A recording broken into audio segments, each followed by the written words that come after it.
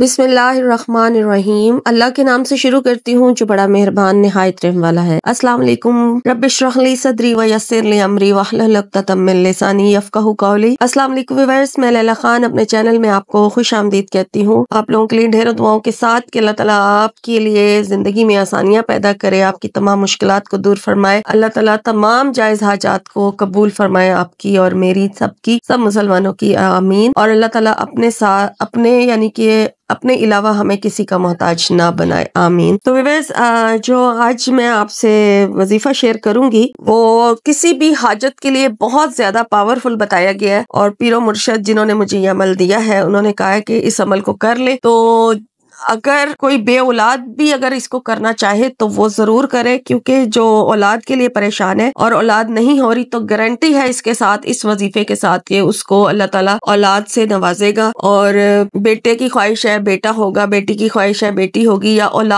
آپ کو اولاد ہے نہیں ہے تو آپ چاہتے ہیں کہ آپ کی اولاد ہو جائے، تو اللہ تعالیٰ ضرور اس وظیفے کی برکت سے آپ کو اولاد سے بھی نواز دے گا۔ اور اگر اس کے علاوہ آپ کی کوئی اور حاجت ہے، جیسے نوکری کے لیے کچھ لوگ پریشان ہوتے ہیں، اور کچھ لوگ ویزے کے لیے پریشان ہوتے ہیں کہ ویزا نہیں لگ رہا ہوتا، یا کوئی بھی اور حاجت ہے، شادی نہیں ہو رہی ہوتی، شادی میں رکاوٹ ہے، بندش ہے، یا کوئی جادو وغیرہ کا معاملہ ہوتا ہے، کوئی کسی قسم کی بھی آپ کی حاجت ہے، کوئی پریشانی ہے جس سے آپ نکلنا چاہ رہے ہیں، کوئی رزق میں تنگی کا معاملہ ہے، اور اس کے علاوہ قرض کا معاملہ ہے، جو بھی پریشانی ہے آپ اس وظیفے کو کریں، انشاءاللہ تعالیٰ اس وظیفے کی برکت سے، اس کو کرنے سے آپ کی وہ حاجت ضرور پوری ہوگی جس کے لیے آپ اس عمل کو کریں گے۔ تو اب آپ سے پہلے ریکویسٹ کرتی چلوں کہ میری ویڈیو کو آپ نے لائک ضرور کرنا ہے، آپ کے لائک بالکل نہیں آتے، لائک کیا کریں تاکہ ویڈیو وائرل ہو اور زیادہ سے زیادہ لوگوں کو، ضرورت مند لوگوں کے تک پہنچ جائے، تاکہ آپ بھی صدقہ جاریہ کے اس عمل میں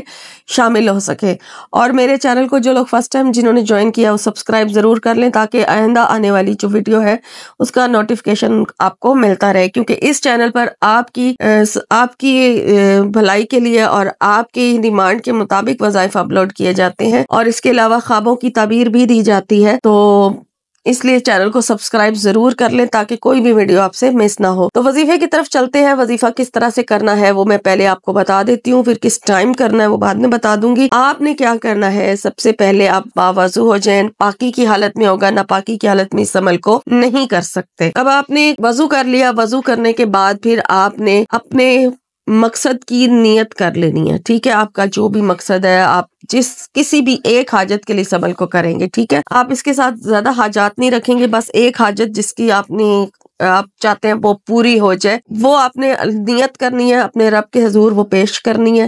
پھر اس کے بعد آپ نے درود شریف پڑھنا ہے، ٹھیک ہے؟ درود شریف پڑھ لیں، اور درود شریف آپ نے 11 مرتبہ پڑھنا ہے، جو نماز میں پڑھا جاتا ہے درود ابراہیمی، 11 مرتبہ پڑھ لیں۔ اگر زیادہ تعداد میں پڑھنا چاہتے ہیں تو وہ آپ کی مرضی ہے، لیکن کم سے کم 11 مرتبہ ضرور پڑھنا ہے۔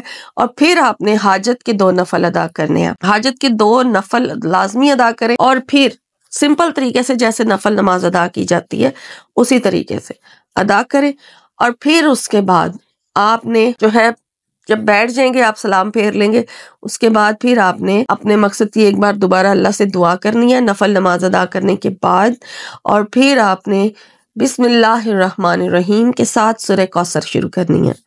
قرآن پاک کی سب سے چھوٹی سورہ سورہ کوثر، اس کو آپ نے پڑھنا ہے اور 313 مرتبہ پڑھنا ہے۔ آپ نے کوشش کریں کہ ہر بار بسم اللہ الرحمن الرحیم کے ساتھ پڑھیں، اور اگر نہیں ہر بار آپ سے پڑھی جا رہی تو پھر آپ سٹارٹ میں پڑھ لیں، اور اس کے بعد پھر آپ 313 مرتبہ بسم اللہ پوری کریں، یہ سورہ کوثر پوری کریں۔ 313 مرتبہ سورہ کوثر کمپلیٹ کرنے کے بعد آپ نے اپنے مقصد کی ڈیٹیل کے ساتھ دعا مانگنی ہے، عاجزی کے ساتھ مانگے، دعا جو ہے وہ صحیح طریقے سے اپنے رب کے حضور پیش کریں، اور پھر اس کے بعد آپ نے 11 مرتبہ ہی درود شریف پڑھ لینا ہے۔